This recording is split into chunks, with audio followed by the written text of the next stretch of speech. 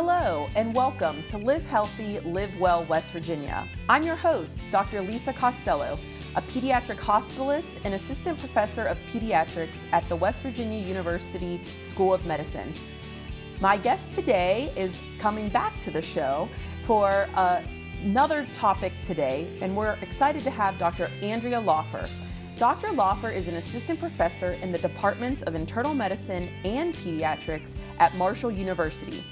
In addition to being an internal medicine and pediatrics hospitalist, she is the fellowship director of the Pediatric Hospital Medicine Fellowship and the director of advocacy for the Department of Pediatrics. She's the secretary-treasurer of the West Virginia chapter of the American Academy of Pediatrics and president of the West Virginia chapter of the Society of Hospital Medicine.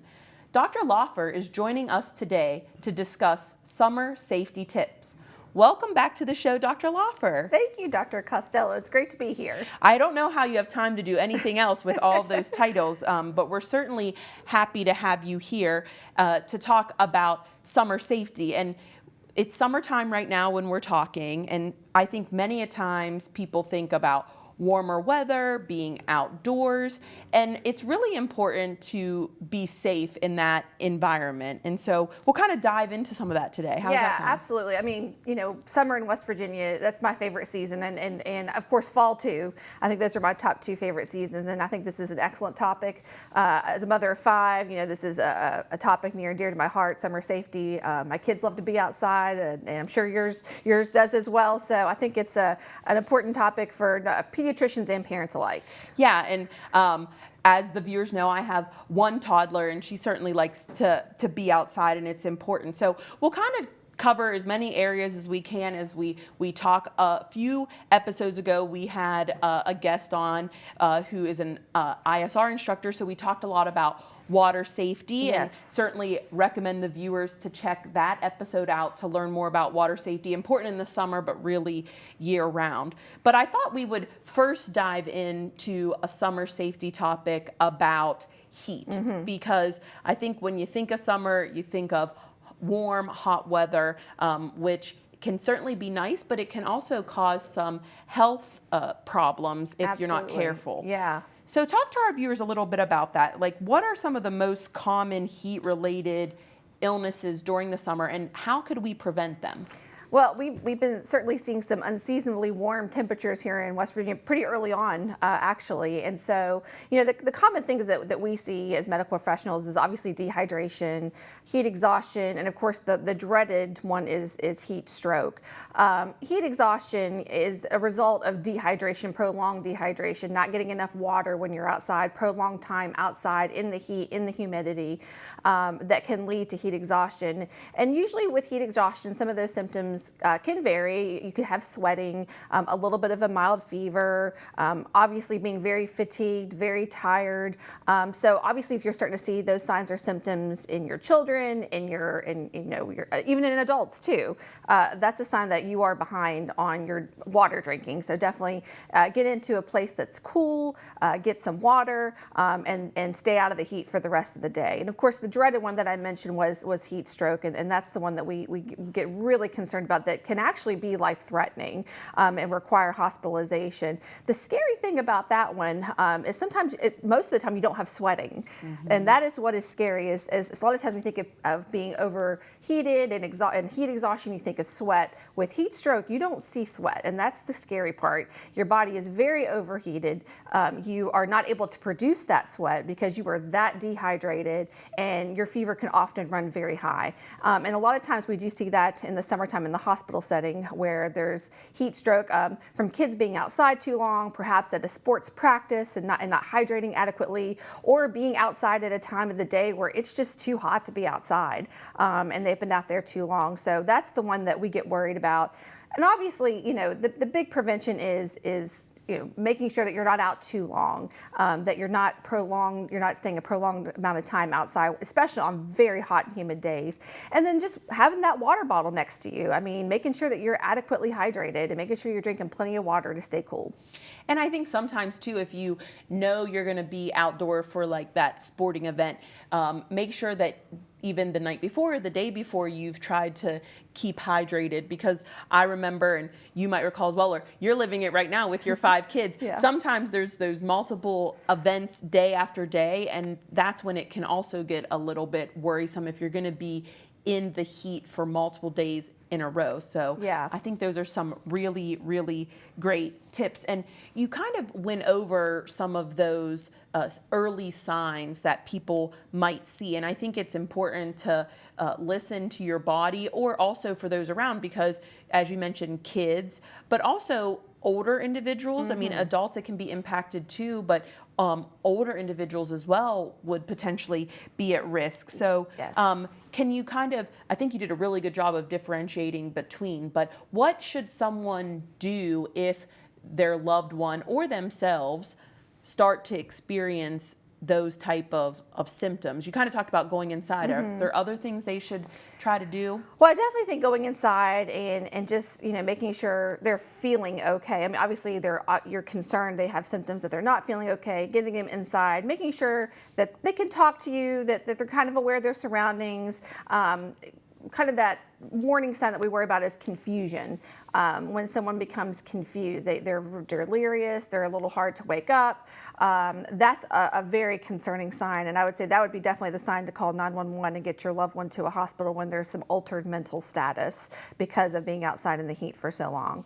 But if they come in and they're able to converse, talk, they're able to take a drink, you're able to get them in cooler temperatures, that might be something that you're able to manage at home. But certainly if you're concerned, there is no harm in taking your loved one to an ER to be checked out.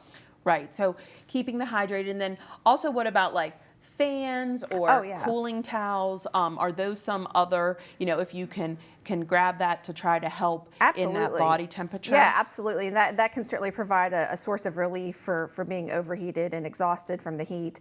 Those are great tools to have nearby. But I think your advice is so well taken. If someone you love or yourself are experiencing those type of things, it's better to go get checked out, or at least talk to a healthcare professional, because as you said, that heat stroke is really, really scary. It is. It's very scary. And I think another thing that to point out is a lot of our older adult patients who are on medications already, perhaps what we call diuretics, that can make them already a little bit behind on their water deficit, and they need that obviously for medical reasons. They may be more at risk for dehydration. So keeping in mind that before you even enter an activity where you might be outside, you might have some prolonged heat exposure, if you're somebody at risk, have those tools that you mentioned nearby. That's really great tips, because every person's on different medicines, and you don't know how much they've drank, and it's just really important, because you might be at an event and somebody else is having those symptoms, and right. I think it's so important if they seem confused. That's really where you want to kind of get assistance promptly to prevent them from getting so severely ill, because as you said, as we both work in hospitals and you care for people of all ages, I've seen this before. Yeah. And it's definitely something that we see more in the warmer time periods, and it can happen pretty quickly. I think that's the deceiving part of all this, is that it actually can happen very quickly. I mean, I think a lot of people think, this happens only if you're out like 6 hours. No, it depends on, number one, as you mentioned, how hydrated you are to start out with in the beginning of the day, and just your risk factors. Other people have different risk factors, so this can happen more quickly than one may think. So it's always good to be prepared and know those symptoms. Yeah, I think those are some great tips. And you mentioned a little bit about humidity, and I think that that's important, because you look at the temperature. We were talking, it's a very hot day in Appalachia here when Dr. Loffer and I are talking, and the humidity itself can just make it be that much more, and that can make it more challenging on our body to kind of regulate our temperatures, because usually our body's like pretty good at trying to be like regulating our temperature, whether it's too hot or too cold. But when you throw in the humidity, that then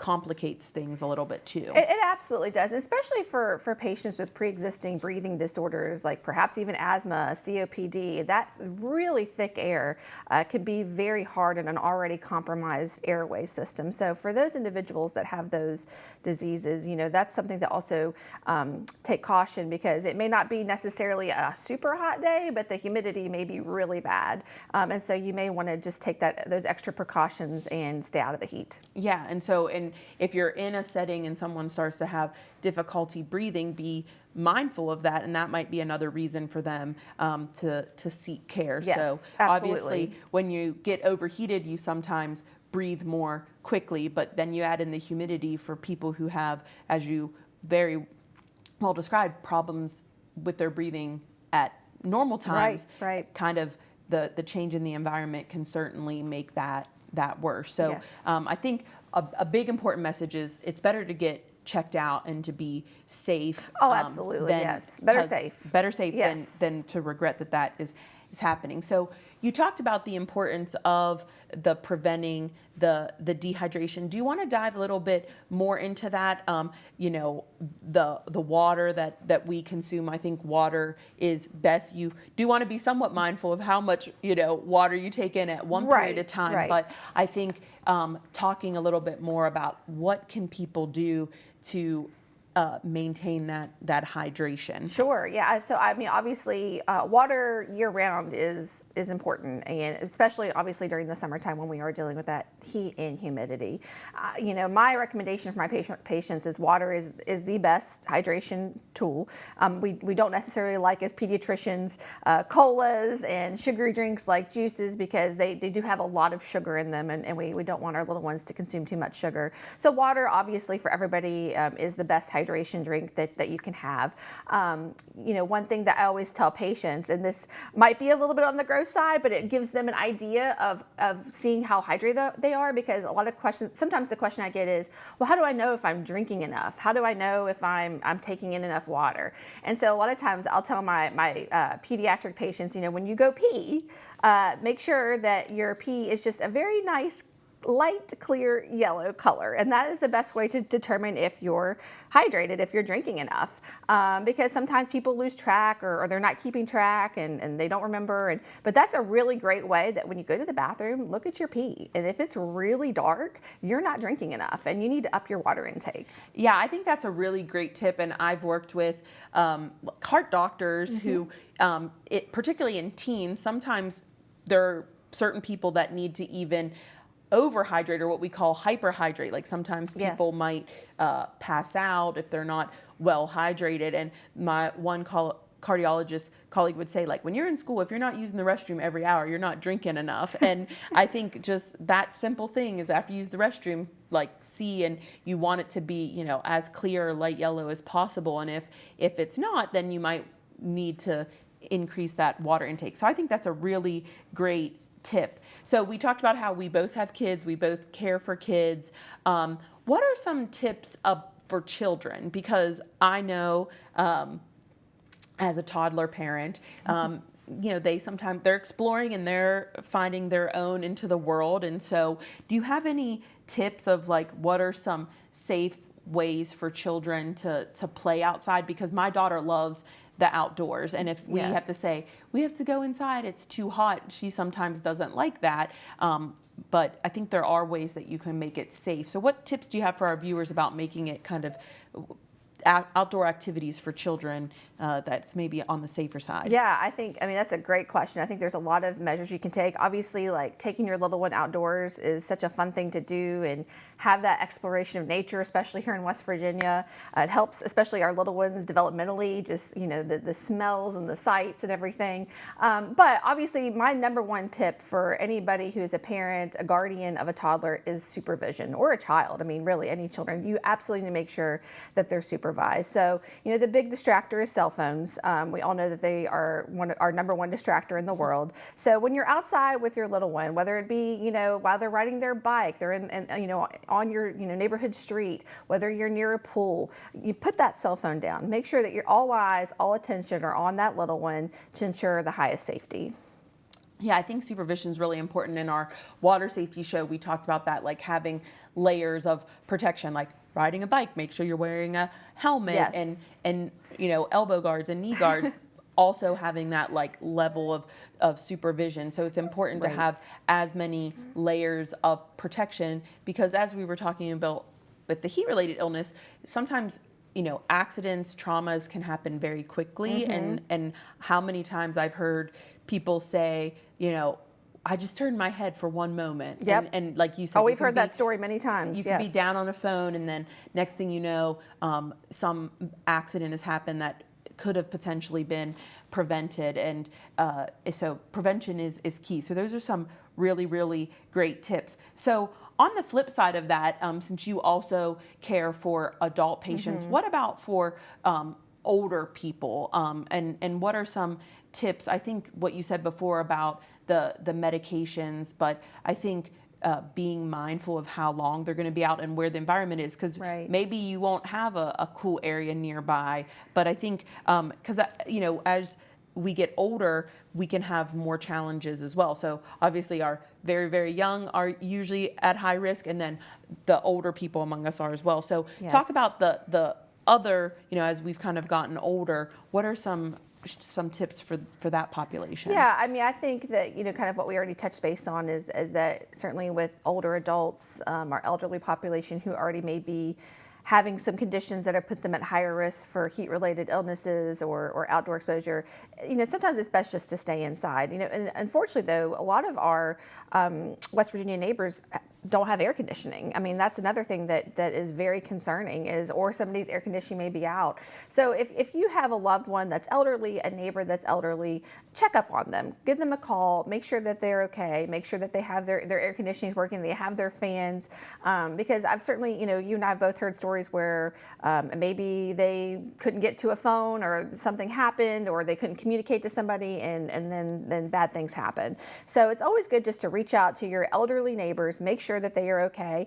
And if they are, for whatever reason, don't have an adequate air conditioner, there are a lot of cooling stations that are provided in various towns throughout the state. I know a lot of fire stations do it. So there are resources for those individuals to get to some place where they can get cool. That's such a great tip, and any season of the year important to check on, but particularly in those periods of time, because I know with my own parents, like making sure that the house is able to stay cool or that you have fans. And so those are just really, really great tips to keep, people of all ages, check on your neighbors, Yes. especially when it's going to be really, really hot out, Yes. and particularly for multiple days. So let's kind of shift a little bit and talk about kind of sun exposure. So we talked about heat, and the sun is beautiful, as you mentioned, in Appalachia and West Virginia. It's very beautiful to be outdoors. However, the sun can cause issues. I'm a pretty fair-skinned person, and so when I forget to put sunscreen on everywhere, I certainly feel it not long after. So talk to us a little bit about how can we protect ourselves. So we talked about from the heat, but what about from the sun and like the sun rays itself? Yeah, I mean, certainly we now live in an era where we have all this research showing us that even early sunburns can predispose you later on to life for some skin problems, potentially skin cancer. So it's really important to start young with putting that sunscreen on, and making sure that sunscreen has SPF protections. And so 15 is usually what I tell people, the minimum.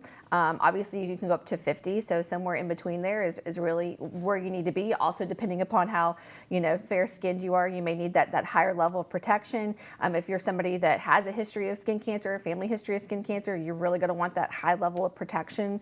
And just making sure that you apply sunscreen every couple hours when you're outside. I think it's really easy when you get the sunscreen on, and I know my kids do this, and I have to remind them, hey, like reapply, because you have to reapply. Every couple hours you should be reapplying. I think another great tip that I'm starting to offer people now is even when you're outside, like in a car trip where you're sitting in a car and the sun is on you, you need sunscreen. I think people just kind of associate sunscreen with, oh, you're outside playing sports or you're at the pool. I mean, if you're like actually in a car and you're going somewhere and you're on a long road trip and you kind of have that sun exposure coming through the windows, you actually need protection at that time as well. So just be very mindful of when that sun exposure is going to happen for you and your family, and have that sunscreen nearby.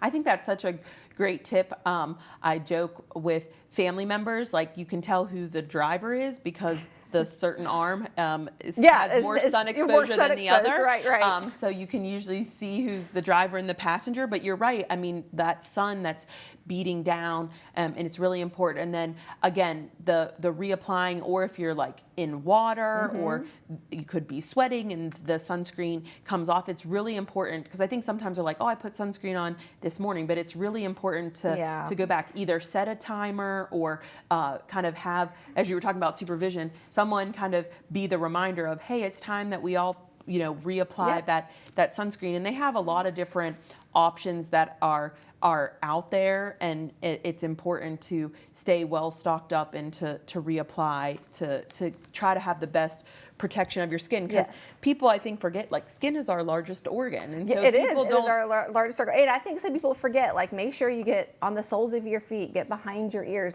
those tricky spots that sometimes you always don't think. I think people think, oh, my arms, my legs, and my face, I'm good, but think about those other hard to reach areas, like behind your ears or like on the back of your soles and things like that. Make sure your lips are protected. They make chapstick with some protection factor in there as well.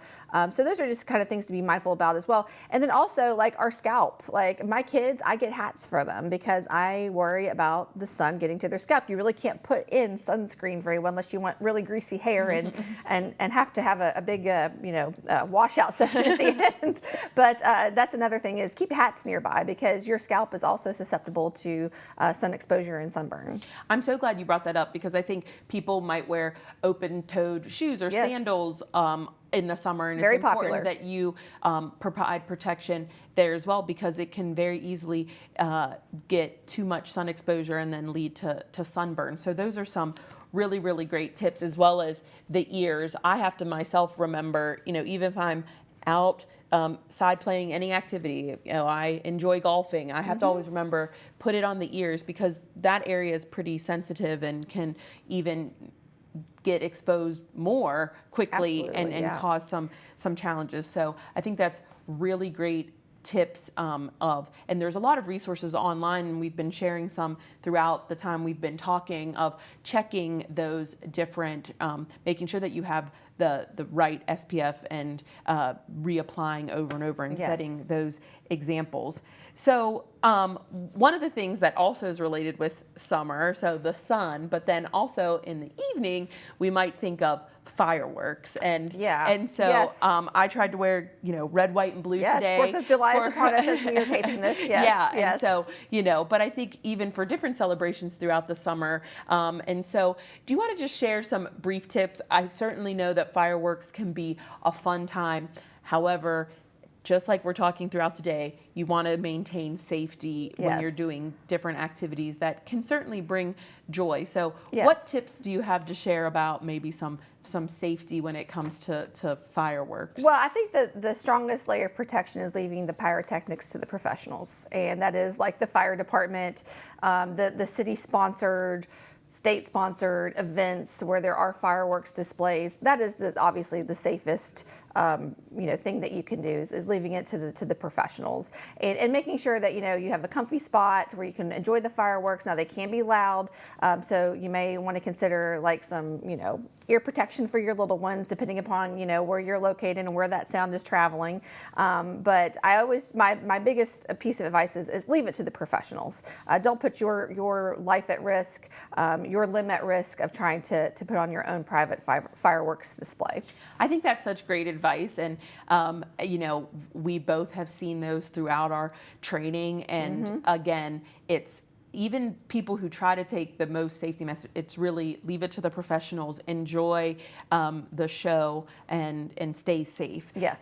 So as we're kind of wrapping up here, I do want to just briefly talk about, again, being outdoors. There's a lot of bug bites that you can get, and so we could probably have a whole show on this topic, and maybe in the future we will, but I know just in Appalachia and West Virginia, there's been more diseases associated with whether it's ticks or mosquitoes. I will just share, I had an experience with my daughter, my husband, when we were, changing her for bedtime. She had been outdoors all day, looked, and she had a tick. And I mean, it looked like a pencil had just dotted on her leg, and we were able to remove it. But talk to us a little bit about safety when it comes to bugs, and then what should we do if we do perhaps find a tick or if we're having some symptoms. Yeah, I mean, this is great because I similarly have had experiences in 2 of my children this summer already. My son, we found just like that pinpoint like tick on him. I mean, I just happened to see it. It was just by chance I happened to see it because it was that tiny. And so anytime your little ones are outdoors in wooded areas, especially wooded areas, you want to look head to toe in between those finger webs, toe webs, and make sure that no tick has burrowed their way into there. And similarly with my daughter, unfortunately, she had one in her hair that we didn't catch, and it was engorged. And so we had to be a little bit extra cautious with her. I actually recently looked up at the CDC. They have a map of the United States where Lyme's disease, where is it most prevalent, and we are one of the most prevalent areas in the country. And that is something that, at least for me in my medical training and history, has changed. We weren't that prominent, and unfortunately now Lyme's disease has found its way in West Virginia. We see patients every summer that get sick. I at least see a couple in the hospital that get sick with Lyme's disease. So it can be very serious, and it is something that you want to check your kids for. If you find a tick, reach out to your pediatrician, your provider. Sometimes, depending upon if the tick is engorged, where the tick was acquired, like for instance here in West Virginia, where there is a high prominence of Lyme's disease, you may need antibiotic prophylaxis to make sure we don't get to the point of Lyme's disease.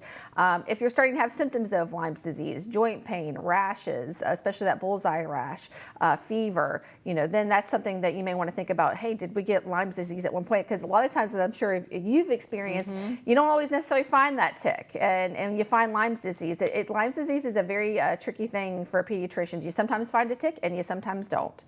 Yeah, and I think those are some great tips, and there's certainly different bug sprays and mosquitoes as well. I think the bottom line is if you have a question, call your healthcare provider and make sure you're getting checked out. So just real quickly, fun question as we finish out here. What's your favorite summer activity with your family? Oh, I think we love outdoors, obviously, and I think being at the pool is probably our most fun activity. We love to cook out.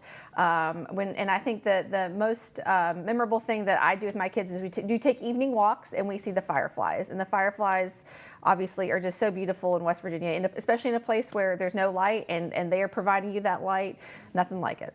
Well, thank you so much for being on. And my family's favorite activity is out boating, certainly maintaining safety and wearing our life jackets. And so hopefully you all will get to enjoy the summer and the warmer weather safely. So thank you, Dr. Laufer, for joining us today and for all of your ongoing work to help people lead healthy lives. And thank you to our viewers for tuning in to Live Healthy, Live Well West Virginia on the Library Television Network.